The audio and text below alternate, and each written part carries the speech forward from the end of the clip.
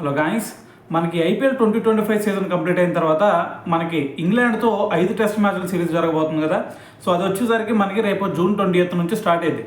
అయితే మరి దీనికి సంబంధించి స్క్వాడ్ని మరి బీసీఐ రేపైతే అనౌన్స్ చేసే ఛాన్స్ ఉంది.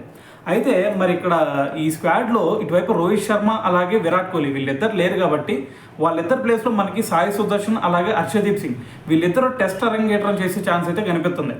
అయితే ఇదంతా ఒక ఎత్తు అయితే మరి ఇక్కడ బౌలర్స్ విషయంలో మరి స్టీఫెన్ ఫ్లెమింగ్ బీసీఐ సెలెక్టర్స్కి ఒక సూచన చేశాడనమాట. అయితే అతను చెప్తుంది ఏంటంటే, మాకు సిఎస్కే టీంలో అన్షుల్ కాంబోజ్, సో మరి కాంబోజ్ చూసుకుంటే మరి మా ఐపీఎల్లో సిఎస్కే తరఫున ఎక్సలెంట్ పర్ఫార్మెన్స్ ఇస్తూ ఉన్నాడు. దాని తర్వాత మాకు 138 నుంచి 139 km/hతో కూడా బౌలింగ్ చేస్తాడు. సో మరి ఫ్లాట్ వికెట్లో కూడా మీరు చూశారు కదా ఈ ఐపీఎల్ సీజన్లో ఎంత మంచిగా బౌలింగ్ చేశాడో. సో ఇదంతా గుర్తుపెట్టుకోండి. దాంతోపాటు అతని బాల్స్ అన్నీ కూడా మరి బ్యాట్స్మెన్స్కి గ్లౌస్కి పక్కగా వెళ్ళిపోతాయి. సో దానివల్ల వికెట్ కీపర్కి ఎక్కువ క్యాచ్ వెళ్ళే ఛాన్స్ కూడా ఉంది.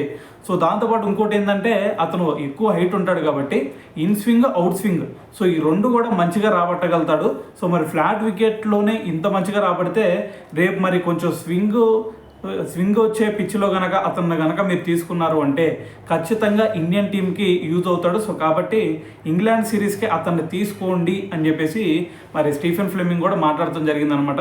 సో ఏదైనా సరే మరి కాంబోజ్ తన పర్ఫార్మెన్స్ ఈ ఐపీఎల్లో చూసుకుంటే చాలా మంచిగా ఉంది. సో మరి అయితే మరి ఇంగ్లాండ్ సిరీస్లో అతన్ని పరిగణలోకి తీసుకుంటారా లేదా అనేదే ఇక్కడ డౌట్ అనమాట. సో ఏదేమైనా సరే మరి కాంబోజ్ని తీసుకోవాలా లేదా, సో దీని గురించి మీరేమనుకుంటున్నారనేది కింద కామెంట్ చేయండి.